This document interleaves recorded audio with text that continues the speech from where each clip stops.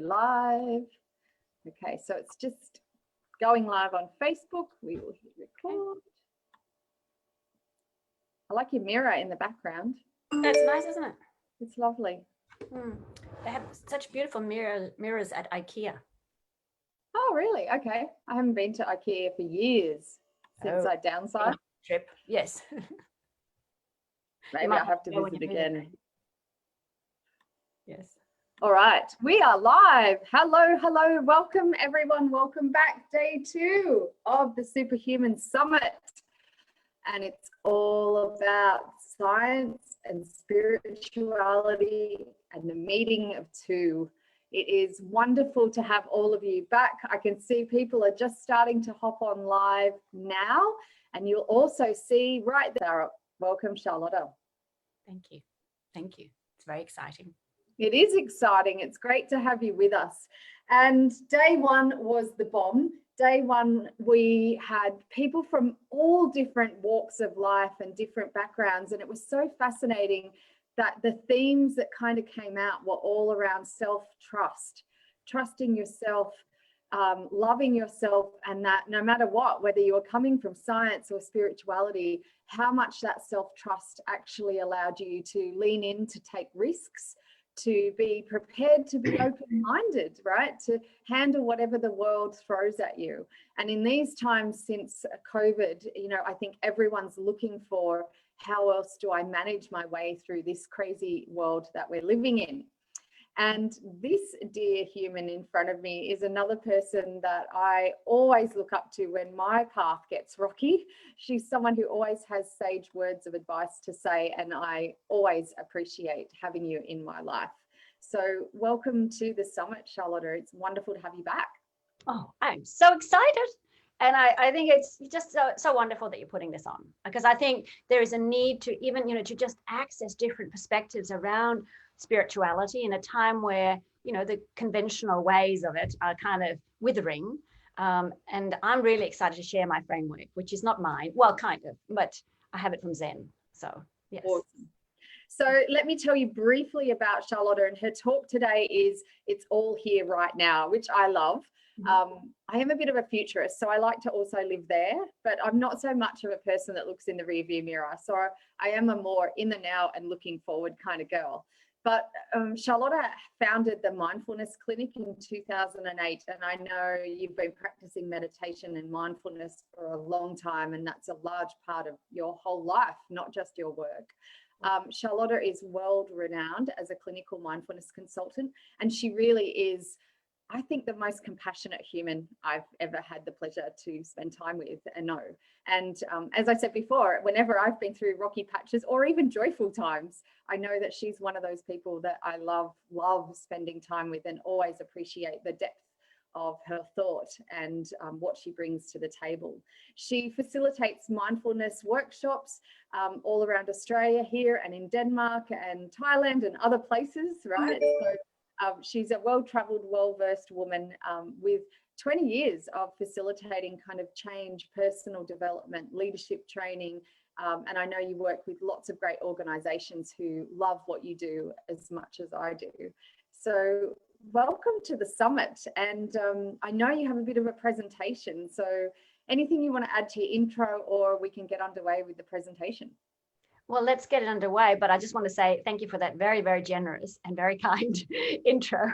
I never feel I can live up to it. I go, oh, really? Is that?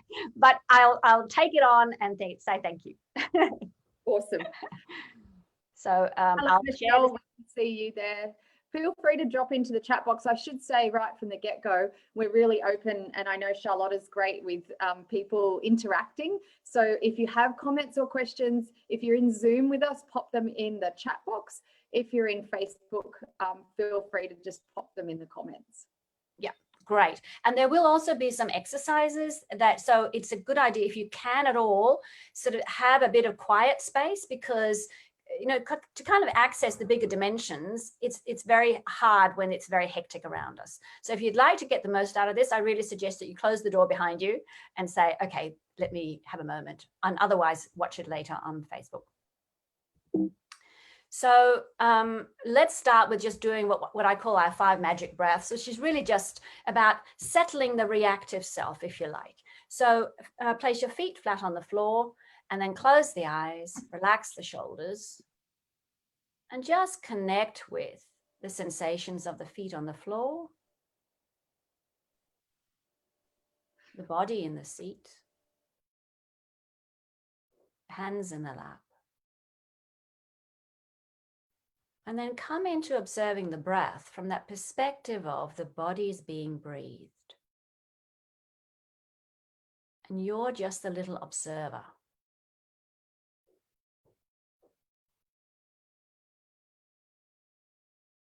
And now very gently, count on the in-breath and then count a little further on the out-breath. So you're allowing that out-breath to sink into the body.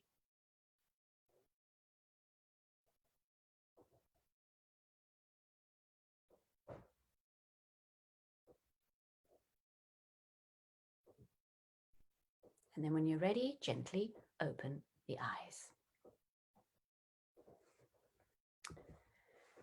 So I'm so excited to be here because this is one of my absolute favorite topics in the whole wide world. And it's quite rare to actually get the opportunities to share some of it.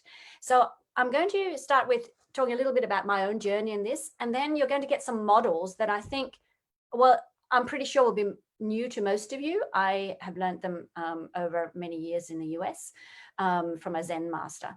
And then so it's about the dual and the non-dual, and then how to kind of access more of that awe, that incredible transcendent feeling that we get when we kind of, when the little self gets to its knees, if you like. So a little bit about my journey, because, you know, in one way, I wish that I had known what I know now when I was much younger. And I had a way to contextualize, if you like, some of those experiences that I had. So, and like Heidi said before, sorry, AJ said before, please butt in, ask questions and engage with. I'm sure, you know, because, you know, what I've experienced, many others have also experienced. That's how it is. And don't we all wish we had that wisdom earlier in our lives? Yes. Have it now. Yeah. Yeah. Yep. Yeah. Great. So there are, of course, many ways to kind of tell our story. You know, often we tell it in terms of suffering or success or something like that. This version is really my spiritual dots, if you like, in my life. So the first time when I had something that was weird was when my mother dragged me to meet Abbé Pierre, who was a French monk who had started lots of sort of charity clothing shops in Europe in the 70s. And I was 9. She dragged me along and we're sitting there. I didn't understand a word. And at the end of it, she really wanted to go and shake his hand. But there were so many people there. So she said, no, we'll just go. So when we were just by the door, we turned around and there he was standing all by himself. So we walked back up and I put up my hand. And when we touched, it was like this white sort of weird thing. So that was probably the first time I had something that I thought was a little unusual, but it just felt so good. It felt so good. Then I had another one, which was when I was 18 and madly in love with this guy and meeting new people. And I was looking in the mirror thinking, what are they seeing? So they see this person that they call Charlotte, but I don't have a clue who I am. I feel I change all the time. And yet they're relating to something that must seem consistent to them in some way. It was, I suppose, you know, you'd call it now sort of a bit of an existential crisis, because I really thought, far out, I'm nobody. And yet people are reacting to me as if I am somebody. Then I was lucky enough to find an amazing meditation teacher in Denmark, had an experience where we were meditating together where he knew what was happening within me. So he was guiding me for the Kundalini, which was really, at that time I went, whoa, it was quite an experience. I also started being part of groups here where there was a time with a medium who came in from England, and all of a sudden he started speaking as if he was in the 12th century. We asked questions, but we already knew the answers. They were in the air. There was a time where we all gathered and there had been an accident and we all had the same experience in the meditation where we were supporting this little boy up a ladder. And later we found out a little 4-year-old had actually died that day on the roads. So lots of synchronicity, lots of incredible power with intentionality. I found some notes I'd written 15 years ago, and everything I had put down had come true. Clairvoyance, saying, wow, that must have been very, very powerful experience. Yeah. I have a whole stack of them. I do this little writing where I just go, what do I need to know? What do I need to know? What do I need to know? Till the pen starts to write itself. And then it tells me everything. It's a fantastic method. And Enrique is listening in, one of our brilliant speakers from Arizona yesterday, and he just said he's learned to pay close attention to his emotional response to people, projects, and partnerships, and that's led to amazing synergy with mentors. Yeah, good. I found Louise Hay, Eckhart Tolle, and all these sort of, and I suppose I was busy establishing a self with just the basics of work, career, children, etc. And then in my 40s, I found mindfulness. And the big thing for me was mindfulness of the body by far, because I was so living identified with thought. And I'm going to go into a little bit more of that. But after a little while a few years of doing mindfulness, I realized, you can actually sit on the cushion for 40 years and still be a bit of a shit when you hop off.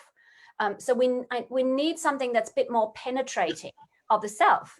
And then I'd always been a fan of Ken Wilber, who's the most published philosopher of our time.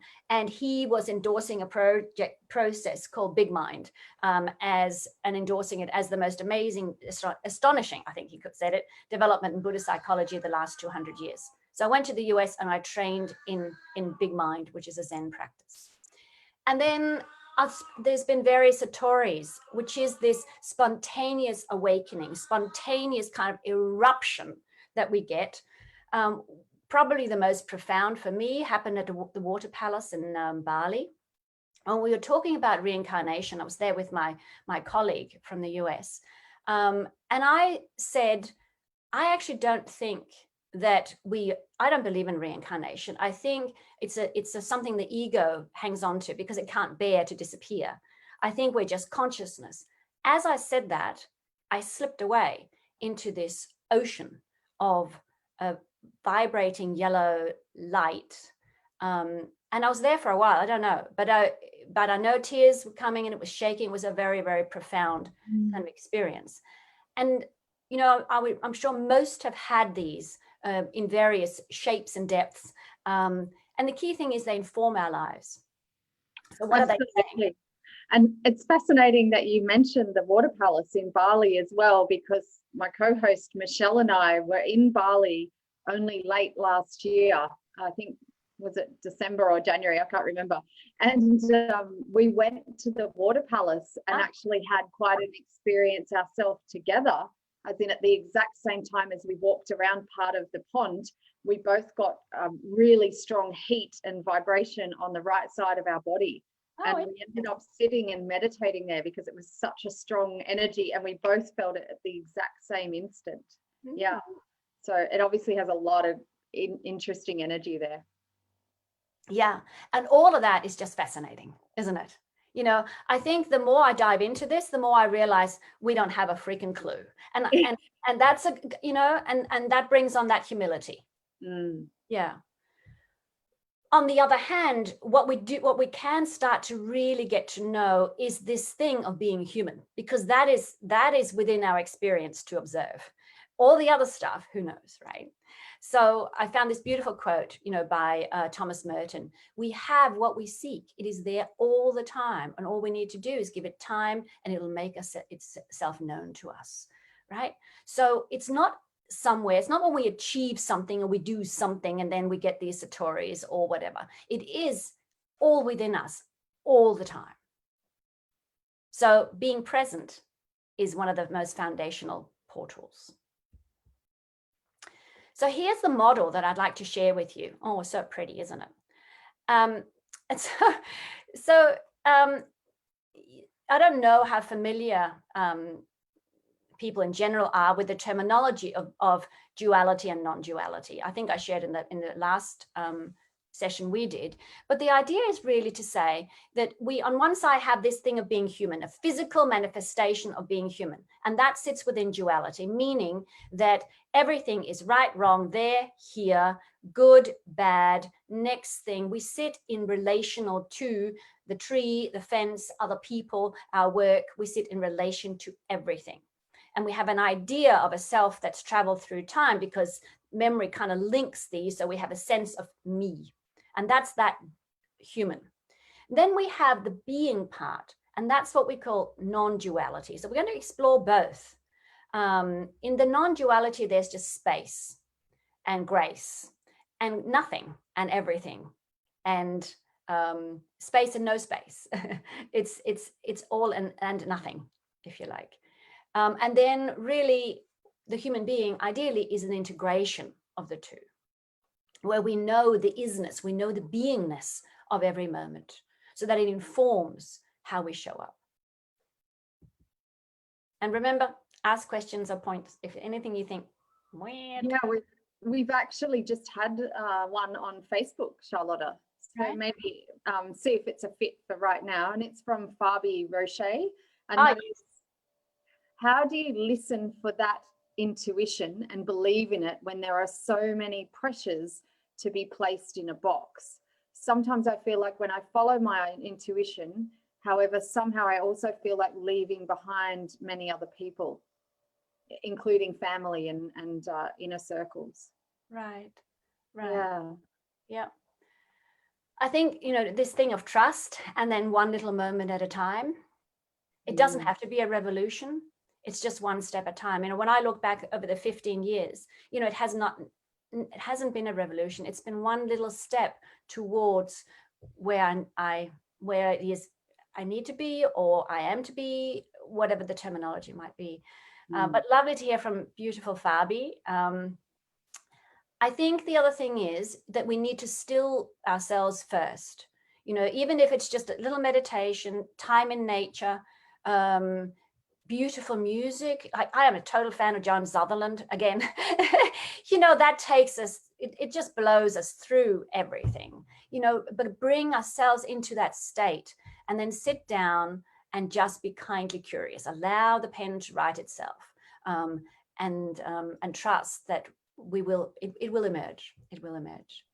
Yeah, I couldn't agree more about that process of automatic writing. There's something about the pen on the paper, and even if it just gets scribbly, there's something about that ordering the thought and also taking you beyond what you were constructing just in your brain. I definitely like that process. Yeah, because that's the key thing. Then, often people talk about, following that gut. I think that's a totally different one. That's actually from what we've learned. That's our learned instinct, plus picking up discrepancies in people, those that might be not quite what they say. The gut picks that up.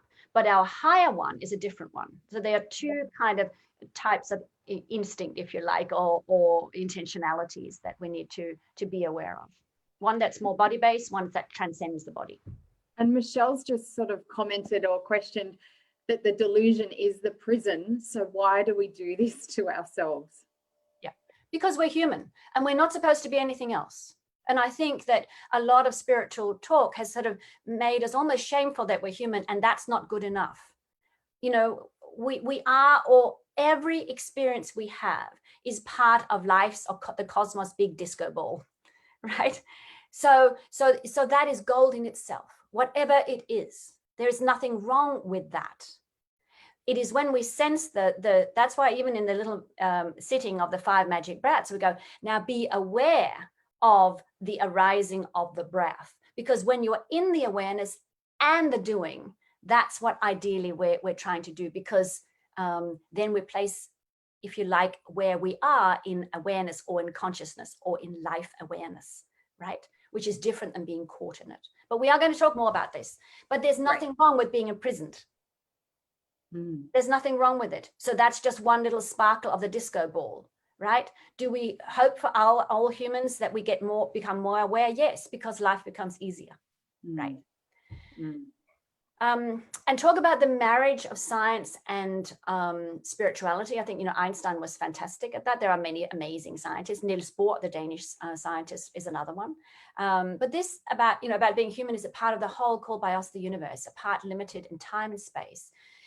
she experiences herself, his thoughts and feelings as something separate from the rest, a kind of optical delusion of consciousness.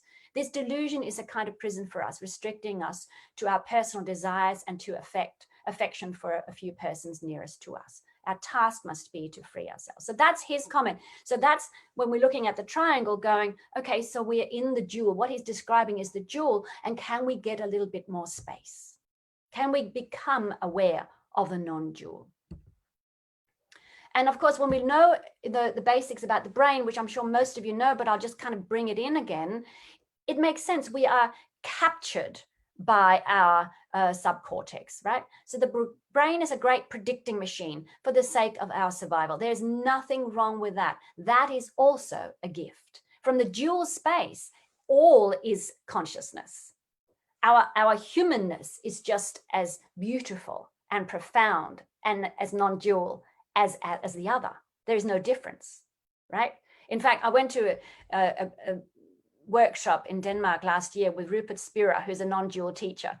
And I thought that's the freaking easiest job in the world, because it doesn't matter what people say. They go, oh, well, it's just consciousness meeting consciousness. Everything's that. And you go, that's a freaking cop-out. But of course, if you're sitting in the non-dual, that's the case. A tree, everything is a manifestation of consciousness. Anything you have a problem with, well, consciousness is bringing up something that you have a problem with that's also consciousness. So whoop-de-doo, really, yeah. I don't actually quite, yeah, anyway, that's another story. But so the whole push from us is about avoiding danger and moving towards what feels good. And we're captured by that about 95% of the time. So the way out of the prison is fairly little, really. It's fairly narrow. And of course, meditation, other things are practices that we're going to talk about, why they help us slip out, if you like, or see between the prison bars, if you like. And the key thing here is that in the dual system, our experience is conditioned by our past, which is organized in an avoid and an approach context. This is the reactive self, and that is our prison, if you like. And like you said, Heidi, AJ, I'm sorry. I've seen you for so many years. It's just that so talk about subcortical skips, right? That's the duality. I am both. Thank you. And to my mother, I'm still Heidi as well as AJ. Right. And also Andrew Fenwick's just commented or kind of questioned, acceptance of what is will help. Yeah. But that's our first, because that's the first way that we still the reactive, right? By not allowing it to want the next or not want, that we go, can I say yes to this moment? Yeah. So right now, not only are we seeing, and I mean, I'm sure in your work, it's the same thing. In my work, I do mainly mindful leadership and in coaching and training. And the key thing is that people are burnt out. Right now, that's the big thing. And that is the overdrive of the wanting. And, that Karl Marx terminology of self-imposed servitude, right? That he said capitalism will give rise to that. That's what we're seeing. And it's that kind of thing. And that's probably even more of a problem in our culture than the other, I would think. So Ram Dass says it very beautifully. He says, a feeling of aversion or attachment towards something is your clue that there's work to be done, right? I want to be seen as, do they all see me as clever? I want that. I don't want that. Oh, they're stupid. Or whatever. Or can they just go a bit faster? Or gee, this is boring, or whatever. All of it is the subcortex talking. So Rumi, that's the Rumi quote, right? Why stay in the prison? We had a presentation last night from Jeff Marlowe over in Cambridge, and he talked a lot about insight and illusion, and very much that we're always attaching and judging in everything. Yeah. Yes. Yeah. And I would even say, if we put the we away, go, the mind does that. That is what the mind does. Now, how can that be bad? It's not bad. It's like, that a little plant has lots of sort of really strong toxic things in it so that insects won't eat it, right? When it's just coming out. Is there anything wrong with that? No. It's all about our survival, right? So the mind has these characteristics. It's not my mind, it's the mind. Yeah. Right. And I have to say, when I first read this little one by Rumi, I went, yeah, well, that's a little bit flippant to say, right? Because it's so freaking difficult, you know, it's sort of like, oh, well, I just don't check out. But of course, it is an ongoing kind of invitation to explore this moment, this now, and our relationship with it.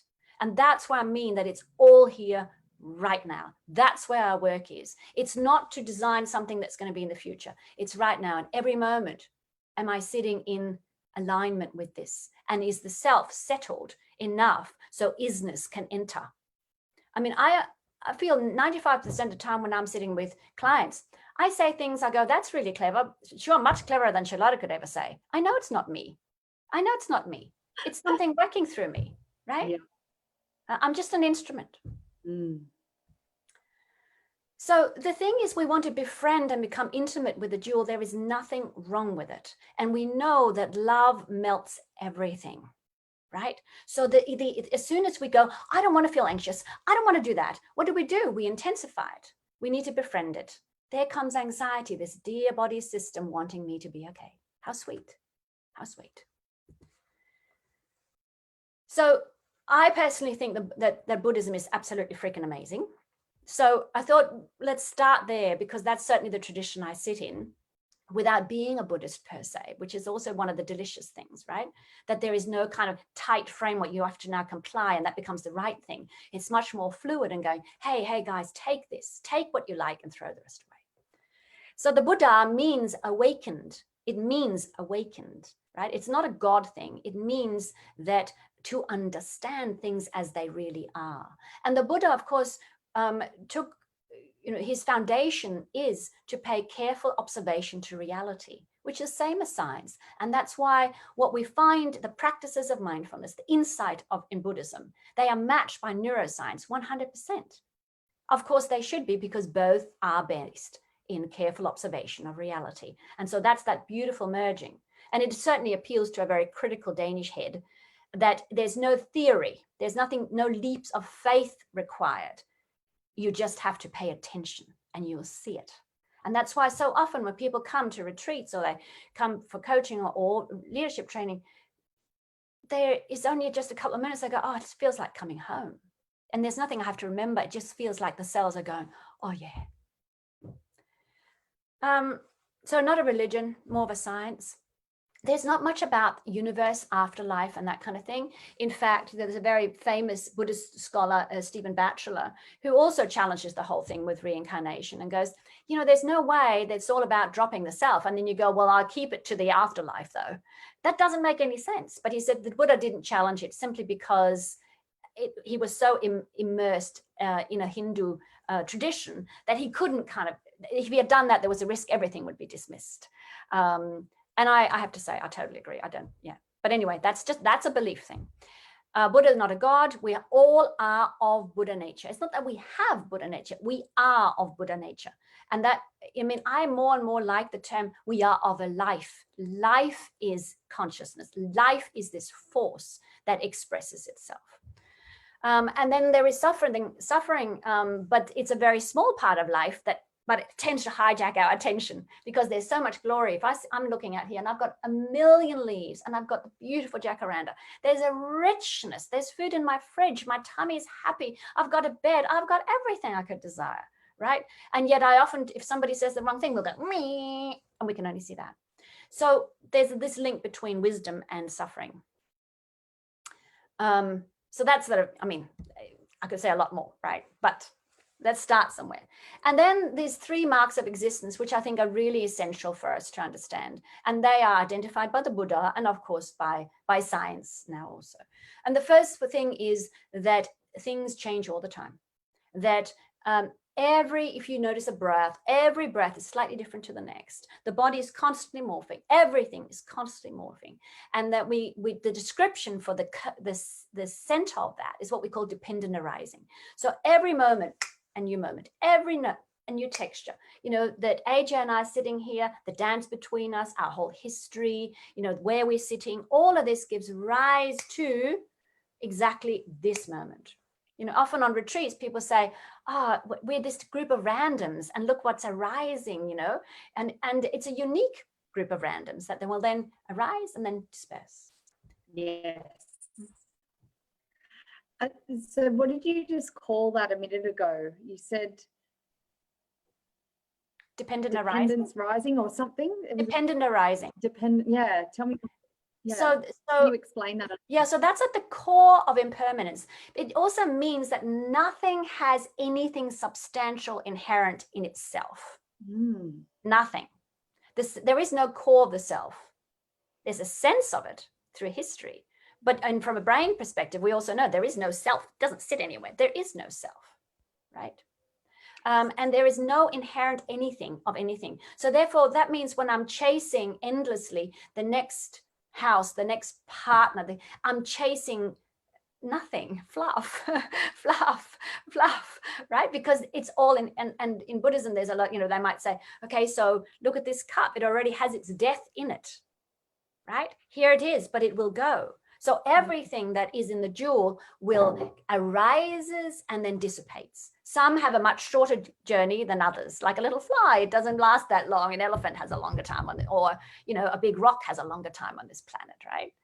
Which reminds me of that concept you often hear in yogi or Buddhist terms about, if I cut off your leg, are you still you? If I cut off your arm, are you still you? You know, like if you start removing that, which we associate with often, are you still you? And you kind of are. So it's all energy, but it's all moving all the time, isn't it? Yeah, and you know, and we are really just recycled little creatures, if you think about it, right? Yeah. And so you know, what is the you? And isn't it better to be free of the you anyway, or the me? Well, and I used to think we were all stardust, but now I've heard your analogy. I think we're all part of the cosmic disco ball. So I'm happy to be one of the little That'd be more fun. Disco ball. Yeah, I like that. So this, and that also means that we are in a dance with each other of what arises. I mean, the best way to really explain dependent arising, which a friend of mine described, is if you have a fire, you have logs and they have a certain humidity, and the fire and the breeze affects it, and the temperature of the day, and that all affects exactly what kind of the spark that comes up, that unique spark that happens in every moment. That's the beat of life, right?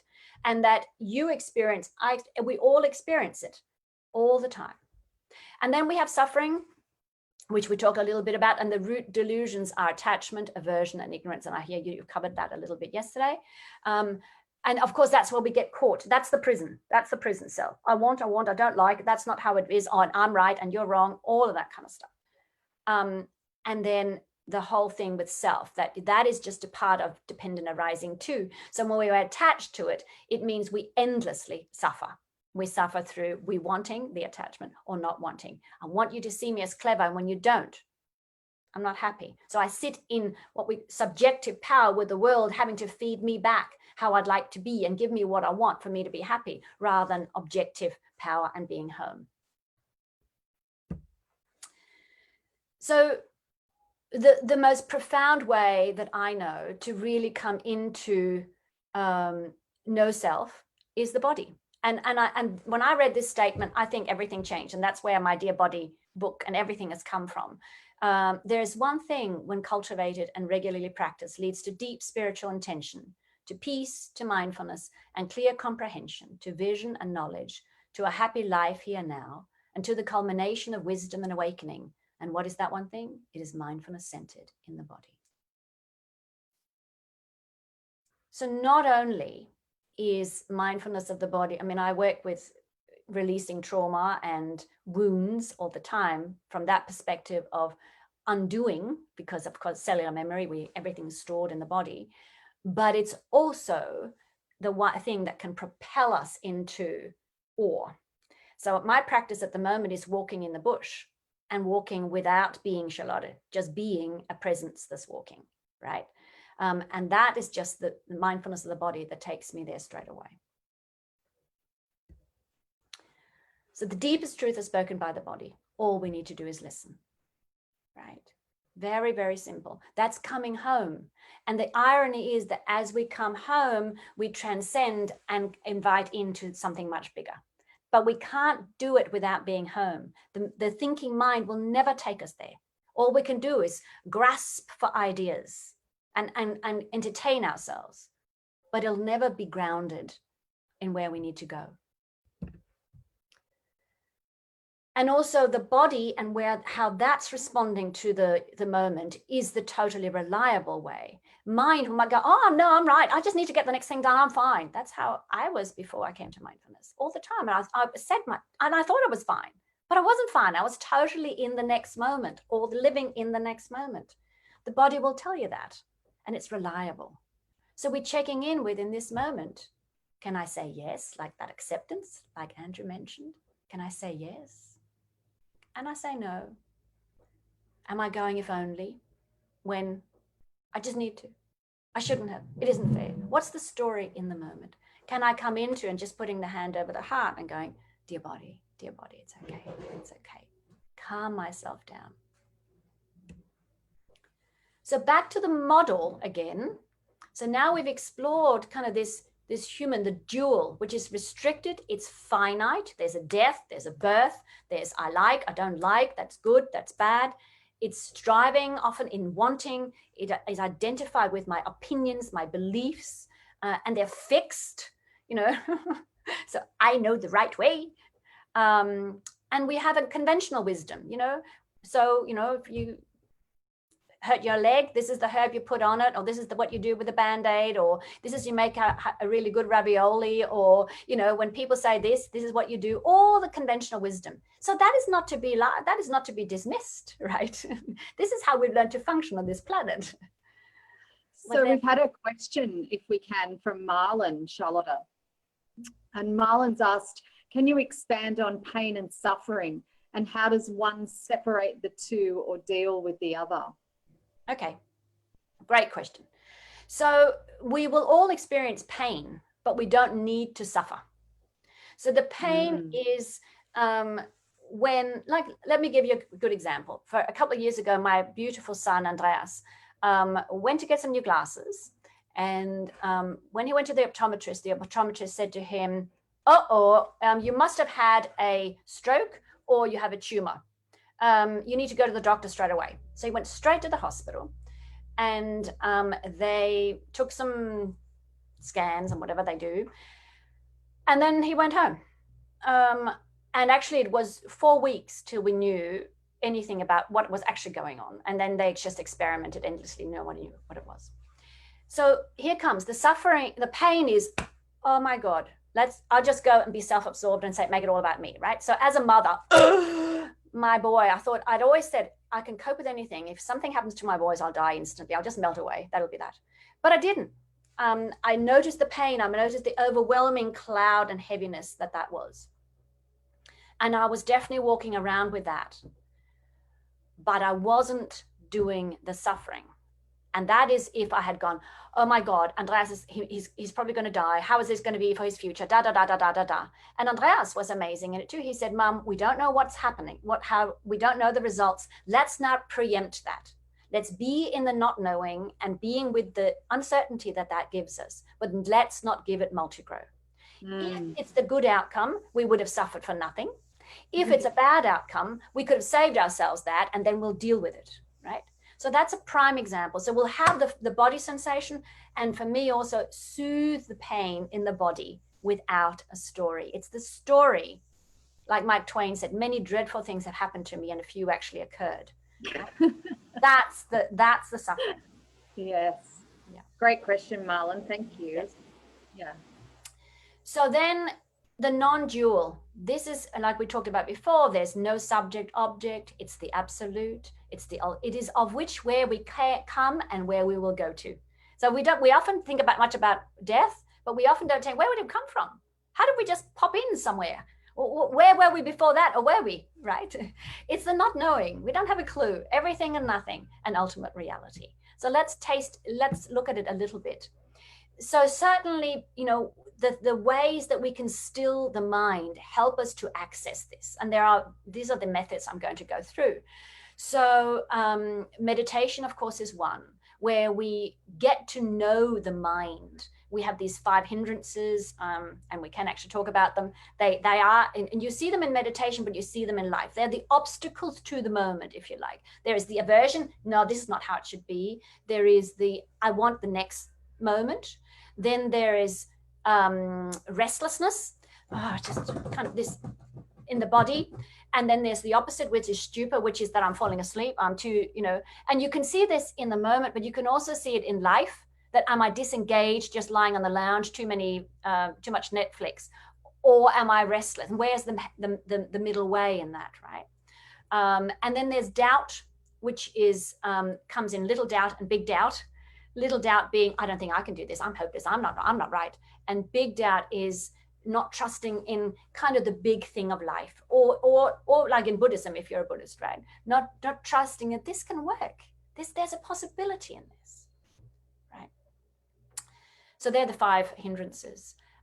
Understanding the mind, the true nature of mind, that it is in these hindrances, that's its disposition, and how can I sneak out at times? So how can I still the mind? And also accessing concentration, because when the satoris, those moment come, we want to be able to do that, but also go into depth. We want to be able to hold our concentration. And that, of course, gives rise to observing that everything changes all the time, are unstable, unsatisfactory, and impermanent, all that we cling to. So then there comes this thing that we are endlessly recycled matter, which is a fundamental truth. It's not a belief. That's what we are, right? We are of stardust and manure and of each other and everything else, right? That is what we are, right? So that, and we are also of the same matter. So if we see ourselves and each other as a little snowflake, then the more I identified with my snowflakiness and go, is everyone seeing my particular sparkle? Is everyone seeing it? And can you tell me how amazing it is? And I'm polishing that. I'm going, that's amazing. The more I'll be addicted to that and just focused on that, and I'll miss the fact that we are of the same matter, which is water, right? We are all of the same water. And that is the non-dual, that is the water, that is the matter. And when I let go of being so busy with my snow, I know I am just one and a little pile of a lot of snow. And here for a very short time, really, in the history of the universe, we're a blip, aren't we? Yep, we melt quickly. Yes. And this reminds me a lot of the saying that you have always said, and that is burnt in my memory, and I share with everyone whenever they're having one of those moments of look at me, and that is that whole concept of just dear little human, like holding yourself with compassion or others, in that space. Yeah, absolutely. Yeah. Let's do a little exercise. So if the exercise is going to be noticing sounds and then the space behind sounds, noticing, if you can, count how many thoughts you think. So there's 3 parts. I'll take you through the whole thing, and then see if you can notice the beginning of a thought. So you might see yourself as sort of a fat cat lying, observing the little mouse hole, and just see, can you notice when it actually comes out? Okay. So close the eye. Can you repeat the 3 instructions and I'll type them? I will talk you through them. Okay, great. Yeah. So close the eyes, relax the shoulders. And just take a moment to settle in and be aware of the fact that the body is being breathed. The body is being breathed.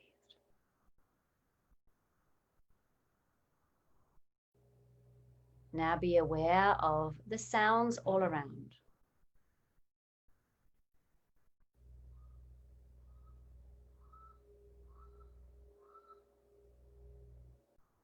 Now see if you can shift to being aware of the space upon which the sounds arise.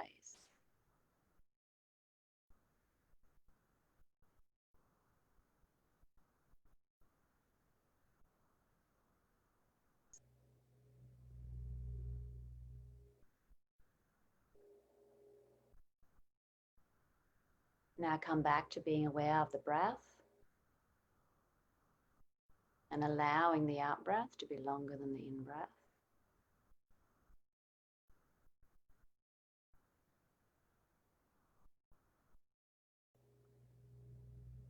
And now see if you can count the thoughts you have from when I say now to when I say stop.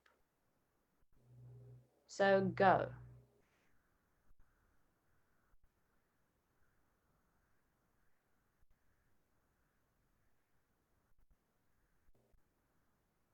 Stop.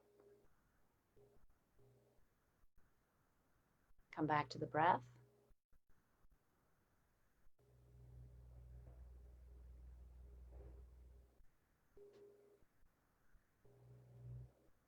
And now see if you can be aware of the beginning of a thought. So in a way, the birth of a thought. And go ahead.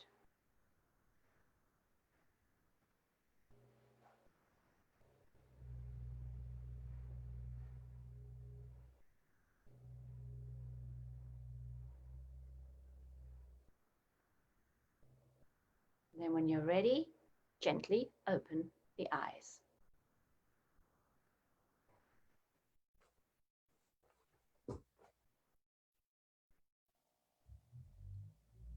So I wonder how many thoughts people counted. So please, you could pop in the chat box maybe how many thoughts you counted. And I realized I counted mine, and then I thought the thought of counting the thoughts is another thought. So add that one as well. Yeah, it's interesting, isn't it? Yes. And did you also notice that there's some thoughts are kind of long and then some are short and some are just like a little inclination? And that one thought triggers another and then it moves along. Yeah. So the chat box will just be catching up. Here we go. So 4. Someone had there. I had the same. I had 4, but then I went and thought of the thought was 5. And Facebook landed just on a slight delay from this. So they'll still be coming. Here we go. Fabi had 5 thoughts counted. And then that birthed other thought of counting. I love noticing the beginning of thoughts. It felt like the brain was melting. What a nice thought, Dana. That's awesome. We have another question also from Marlon. I'll get to that. Andrew said the thoughts were like clouds passing. I often think of clouds too, Andrew, or even sticks or something, a leaf going past in a river. Yeah. Marlon asked, realization of we are matter and we are in space versus our mind.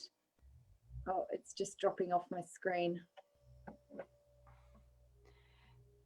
And being aware of this. Where does someone start? Can you recommend a book or a program for someone at the very beginning of the journey? And then he said he didn't count. All right. Because often when we count, we actually, they get a little shy. But I suppose the question I'd like you to ponder is, so that you say, yes, from a mindfulness perspective, we have all the techniques around, leaves on the creek and clouds, etc. But try to go beyond that and going, so where did I come from? Where do they originate, right? Mm-hmm. If you notice the birth of one, what brought it out? So that's the dependent arising, right? Or what is behind dependent arising, right? When you're listening to sounds, what is the space? That's the non-dual, right? So one thing is just observing the mind, but the next is being curious about the other. Mm-hmm. And so also, the Zen, in Zen, there's this practice of koans, which is fantastic. It's all about bringing the mind to the knees. And I think I spoke about that last session we talked about. There are many of them. And one is, what is the Buddha? The answer is 3 pounds of flax. And then we can chew on that one for a few weeks or months, bring it back to our master with ideas till he says or she says, I think you've got it. But they're all about transcending, if you like, dualistic way of thinking and coming into the jewel, which is the ultimate reality. Like we all live in complete la la land, right? In complete la la land, depending on our past.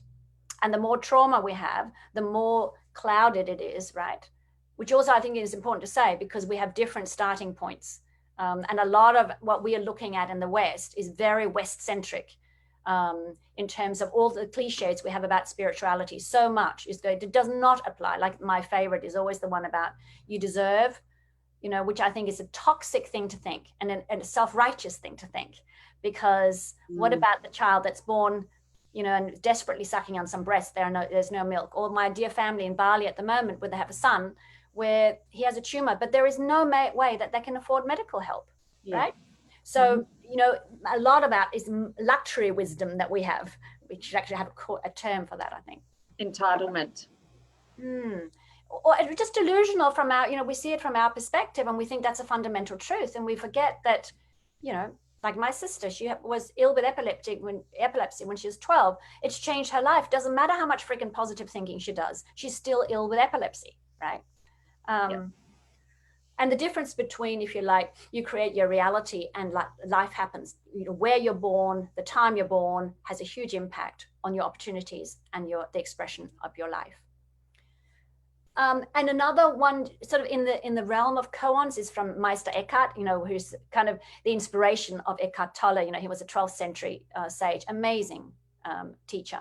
He says, I am what I wanted and I want what I am, which is the non-dual. So I am the donkey chasing the carrot, but I'm also the carrot, because that's the non-dual, right? So when we get into these, something happens in our brain, because our brain scrambles for going, what? I was just going to say, you just turned my mind into a pretzel. Good. Good. Right. Yeah. And other, great sources of wisdom. I mean, Meister Eckhart is definitely one, and Rumi's, they're some of my favorite. This I know, the way to be is like a rose without a reason why. That's why the Buddha has this thing of saying, all you need to take is a flower and keep looking at it. That can be your focus point and you will realize everything, like the body, right? So this thing of sensing that, oh, wow. So if I don't have a reason why, if I'm free of all the nonsense around purpose and meaning, what actually is there? Then I'm free to just live, to experience. We are so oppressed by these ideas, particularly the whole thing with meaning and purpose, which will be in my next newsletter. Bing, we're near there. Cultivate the awakened or transcended states, compassion, love, gratitude, appreciation. We tend to live in acquisition state. I want, I need, I'm going to do, versus appreciative state, which is gentle, just gentle touch on this planet, right?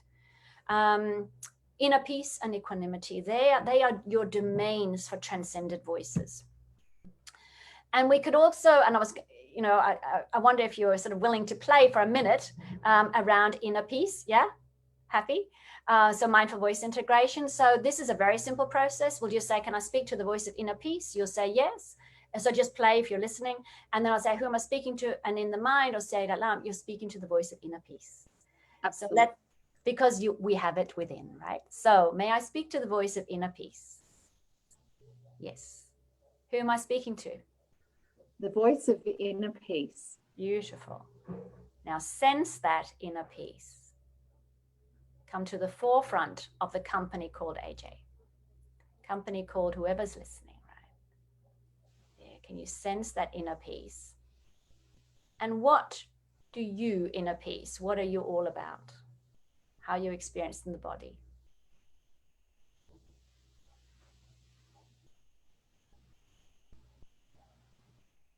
You're calm. Yeah, if you want to say something, that'll be great. I didn't want to answer because people might be thinking of their own things. Just pop it in. Yeah, and maybe people are welcome to comment or keep your eyes closed. I know for me, I noticed my heart and my heartbeat, and then felt my body relax. Right.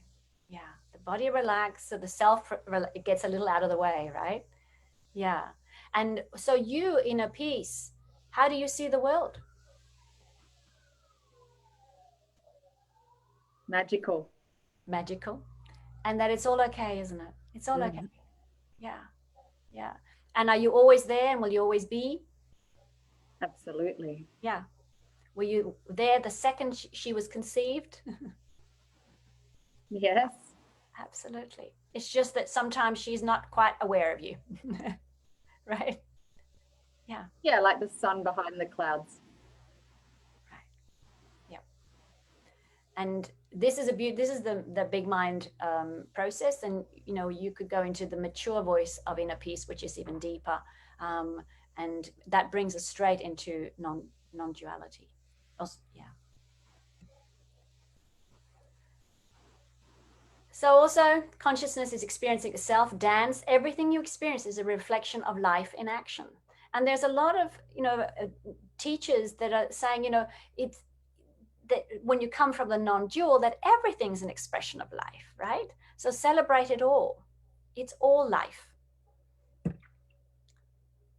And then this is my final, I think, almost slide. I think it's such a most beautiful thing. This is how we travel. How did the rose ever open its heart and give itself with the world all its beauty? It felt the encouragement of light against its being. Otherwise, we all remain too frightened. Hafiz was also he was a 13th century Sufi master. So we, for the journey, being kind to ourselves in this travel with kindness, with kind curiosity of what it's like to be human, really, so that we can access this sensing the isness, sensing the being of every moment.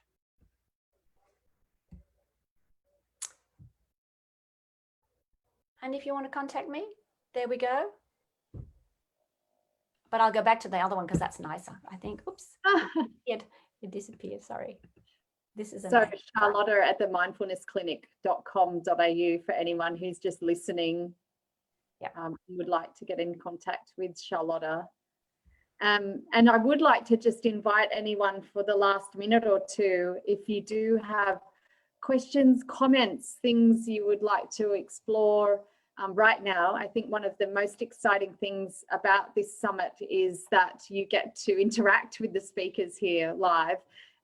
Compared to when we used to do live events and the speaker would be on the stage, they always say the sage on the stage, and they'd be whisked off after, and you didn't get to interact and ask questions. The beauty of this summit is that we're here live with you and have the opportunity to dialogue and have conversations. So in the last minute or two, if people have a question or a comment or something they would like to ask of Charlotta, now's the time to do so.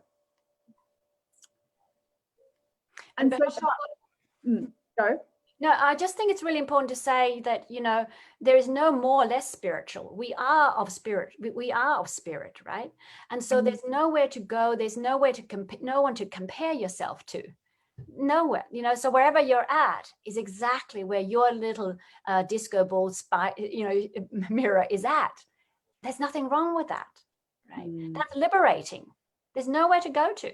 There's just being curious here now and sparkle. Absolutely. And I think spirituality itself can often be worn as a badge of honor, and people thinking they're more spiritual than another or all of that. And we are all, like you said, of that same disco ball. So it's within all of us. Yep. People are commenting and saying thank you here. A powerful experience, even that short big mind exercise was so insightful for people. Andrew's saying thank you for the valuable refresher. And blessings to you, Fabi, for being here as well. It's awesome to have everyone and all of your spirits here joined together and co-creating. And I do want to take a moment to remind you all that Michelle and I will also be running an online immersion day on the 12th of December after this summit for people who do want to go a little deeper and dive into some of this. And I know she posted a link to that earlier in the chat, and I can post that again for you in a moment. But we'd love you to join us if that's something that calls to you. And we also use a lot of sound, mindfulness and meditation throughout that immersive day, and it can be quite transformative. We had an amazing time on the first group that we ran a little while ago. Everyone's sending their thank yous and blessing and love to you, Charlotta. Thank you so much. My pleasure. Thank you so much for putting this on and allowing me to share this. Thank you so much. May you continue to share your wisdom and joy with the rest of the world, because we need more Charlotters out there. And, you know, as you said, we're all just part of that glitter ball, but yours shines very brightly, and we do appreciate, I think, more than anything, the authenticity and the groundedness that you bring to everything that you do. Thank you so much. My pleasure. My pleasure. Thank you. And everyone, join us in an hour's time. We have the amazing Sally Anderson coming from New Zealand. She is someone who doesn't suffer fools. She knows how to coach to cause, not symptoms, and she gets to the root of things. So it'll be really interesting to have her beaming in from New Zealand. So join me again in an hour. Thank you. Thank you.